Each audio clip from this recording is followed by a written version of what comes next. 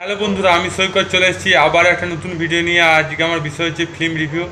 তো আশা করি এই ফিল্ম রিভিউটা আমি প্রথমবার বাংলাতে করছি, কারণ এই ফিল্ম রিভিউটা এখনও পর্যন্ত বড় বড় ইউটিউবাররা এখনও পর্যন্ত পাবলিশ করেনি। এই ফিল্ম রিভিউটা এটা আমি হরপে বলতে পারি, কারণ সবাই বড় বড় অ্যাক্টারদের ফিল্ম রিভিউ করে এবং ছোটোখাটো সিনেমা, হিন্দি সিনেমা রিভিউ করে না এবং সেখানে কারি অত ইন্টারেস্টও রাখে না।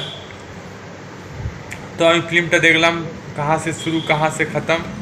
খুব সুন্দর একটা পারিবারিক রোমান্টিক সিনেমা, কিন্তু বেশিক্ষণ সিনেমাটা নাই, 1 ঘন্টা 40 মিনিটের মতন। এবং ফিল্মটাতে কি ভালো আছে কি মন্দ আছে এবং সবই বিস্তারিত জানবো। তো কথা না বাড়িয়ে লেটস স্টার্ট। সিনেমাটাতে যেটা দেখতে পেলাম সেটা হচ্ছে যে এখানে একজন কৃষ্ণা বলে একটা ছেলে আছে।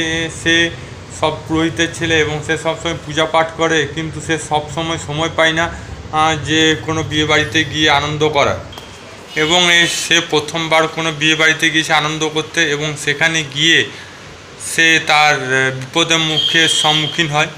এবং অন্যদিকে যার বিয়ে, সে তাকে না জানিয়ে তার বিয়ে দেওয়া হওয়ার জন্য সে সেখান থেকে পালিয়ে যায়। এবং কার সাথে পালিয়ে যায় এবং তারপরে কি হয়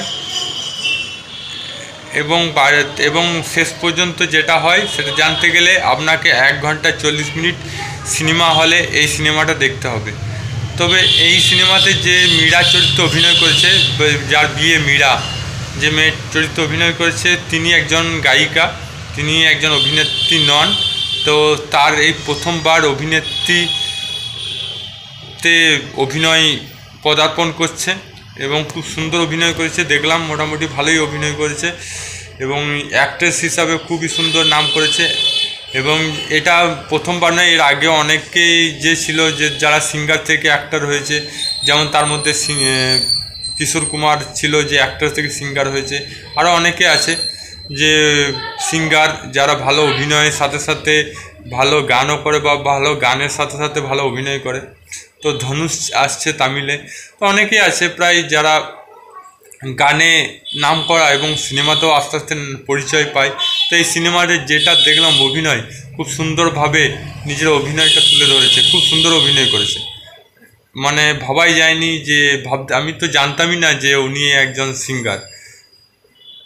তাছাড়া রাজেশ শর্মা, এখানের অভিনয় আমার খুব ভালো লেগেছে। এমনিতে ভালো অভিনেতা, তবে যে হরিয়ানি স্টাইলে যে কথাগুলো বলছে, হরিয়ানা স্টাইলে যে হিন্দিটা বলছে, সেটা আমার খুব ভালো লেগেছে। আমি বুঝতে পারিনি যে এত সুন্দর হরিয়ানা ভাষায় কথা বলতে পারে রাজেশ শর্মা। মোটামুটি ভালোই লেগেছে আমার। তো আমি এটুকুই বলবো আমার ভিডিওর মাধ্যমে যে সিনেমা ছোট বাজেটে হোক বা বড় বাজেটে হোক, পরিচিত মুখ হোক বা অপরিচিত মুখ হোক, কন্টেন্ট ভালো থাকে তাকে সাপোর্ট করা উচিত। কারণ এখানে আমার মনে হয় বাংলাতে আমি এই ফিল্মটা রিভিউ করছি, এখনও পর্যন্ত কেউ এই ফিল্মটা রিভিউ করেনি। হয়তো ছোট বাজেটের সিনেমা বা নতুন মুখ বলে কেউ অত খুব একটা সাপোর্ট করছে না। তো আপনাদের মতামত কি কমেন্ট বক্সে লিখে জানান। আর ভিডিওটা ভালো লাগে লাইক করুন, চ্যানেল তাহলে সাবস্ক্রাইব অল বাটনে প্রেস করুন। আবার দেখা হবে নতুন কোনো ভিডিও নিয়ে। ততক্ষণ জয় হিন্দ, জয় ভারত। ভালো থাকো, সুস্থ থাকো।